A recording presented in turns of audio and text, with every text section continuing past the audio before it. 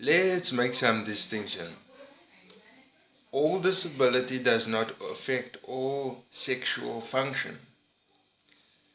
I've said this before in my vlog, and by the way, this one is also linked to Sex Rights Africa. You can find them up on the net, and they have their own Facebook page as well. Type in Sex Rights Africa and you'll find them.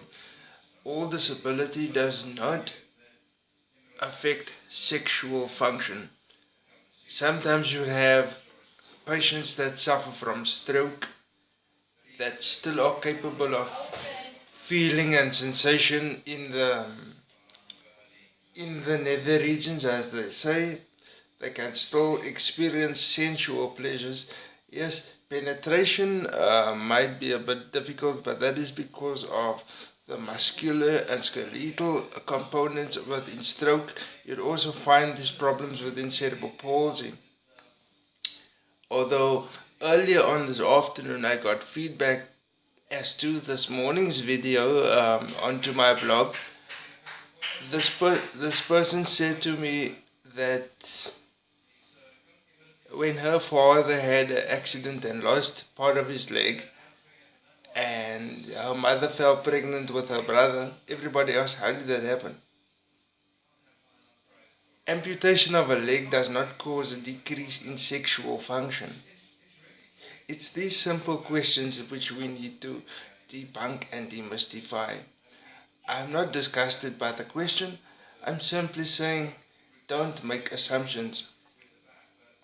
Conversely, in cerebral palsy, a lot more assistance would be required from the intimate partner, but that does not make the person with cerebral palsy any more or less a burden than whatever other mainstream partner goes through.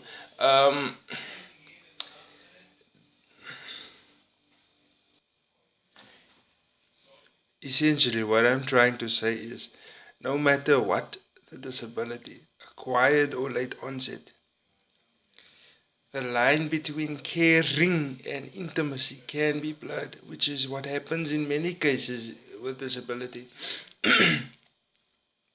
In my case, I have cerebral palsy.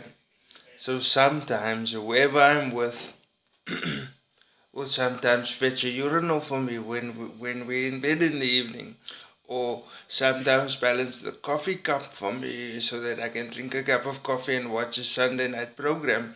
You see, it's not always about the penetration part of sex, but sometimes when you do these gestures of intimacy, what can be fostered is a greater sensuality within the relationship, and that is what should be worked on.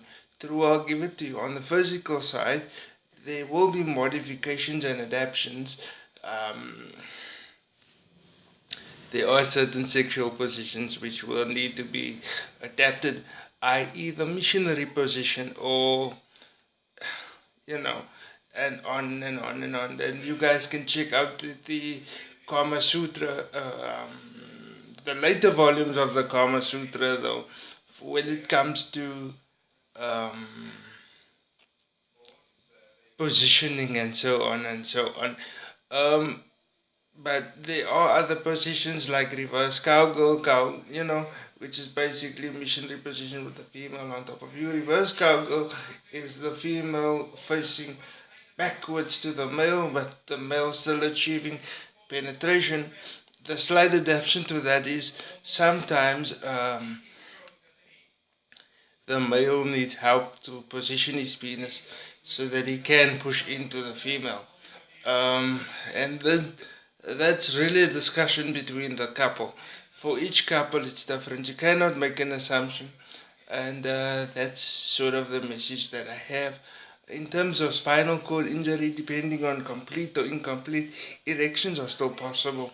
But this could be helped with a minor over-the-counter remedy or serious doctor-prescribed medication.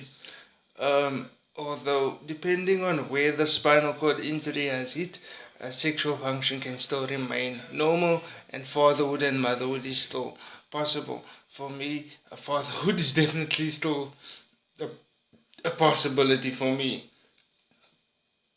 Anyway, again, any questions, please feel free to like, Write me a comment, interact with me. Pleasant evening. For those of you driving, drive safe.